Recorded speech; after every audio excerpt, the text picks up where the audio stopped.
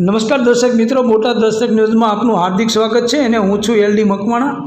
આપ જોઈ રહ્યા છો બોટાદ દસ્તક ન્યૂઝ। હવે પછીના સમાચાર વિગતવાર। ભાવનગર જિલ્લાના તળાજા હાઈવે પર ખાનગી લક્ઝરી બસમાં ભીષણ આગ।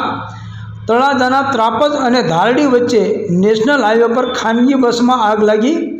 હાઈવે પર બસમાં અચાનક આગ લાગતા અફરાતફરીનો માહોલ।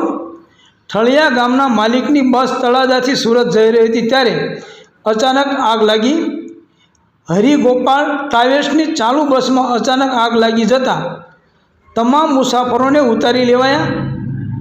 બસના તમામ મુસાફરોનો આબાદ બચાવ જાણ થતાં તળાજા ફાયર ઘટના સ્થળે પહોંચી બસમાં લાગેલી આગને કાબૂમાં લેવા ફાયર વિભાગીય પ્રયાસો હાથ ધર્યા છે। Botad Dastak News, LD Makwana, Botad.